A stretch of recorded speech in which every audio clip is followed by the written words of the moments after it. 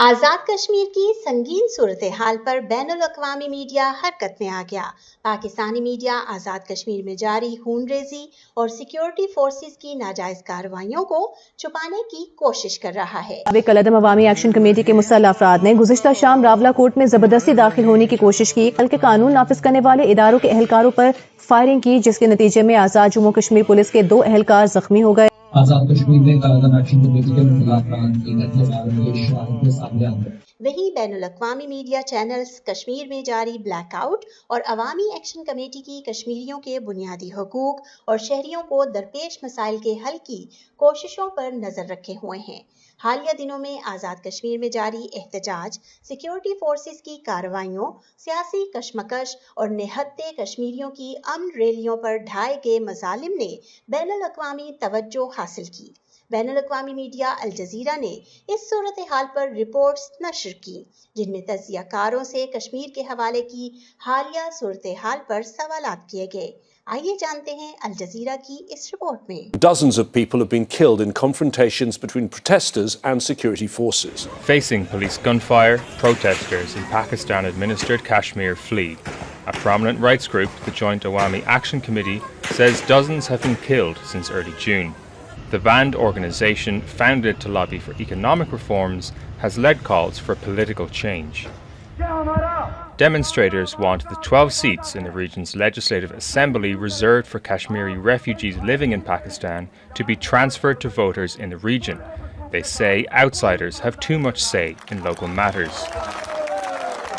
The government in Islamabad says that can only be changed by a constitutional amendment. With local elections underway since Monday, protests have intensified.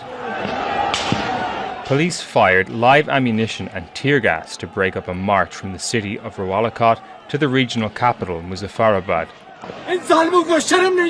They have no shame. Blood has been spilled all over these streets. They are firing at our brothers. What kind of tyranny is this?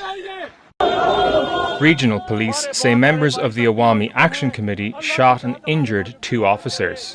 The Pakistani government accuses the group of trying to sabotage the democratic process. The latest confrontations highlight growing frustration with how much say the region has in its own affairs. Ferdy Akar, Al Jazeera for Inside Story. Any idea of how much following this group has? How many people back them on this electoral issue? And as Kamar said, I mean, the previous grievances they raised. Joint Awami Action Committee essentially comprises young people, I would say partially Gen Z, and they're also largely traders, transporters are supporting them, and they draw support from all over Kashmir. Kashmiri people are saying that there was a near agreement also on this, that there will be a phased abolition of 12 refugee seats, but then the government didn't want to give written agreements, nothing in writing as to what agreement had been reached. That's why the situation has simply flared up and seems to be getting out of control. Actually, very little international attention on this, given this is such an important region, and India and Pakistan have gone to war 3 times on Kashmir. So it's something the world should be caring about.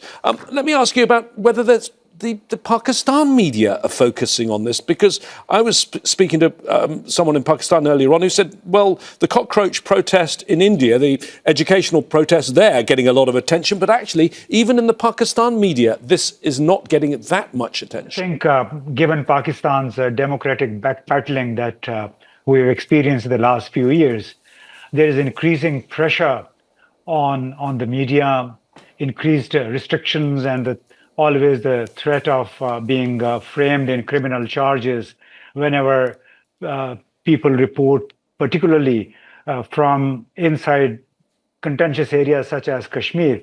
So I'm sure had there been normal circumstances, we would have heard a lot more on what has happened.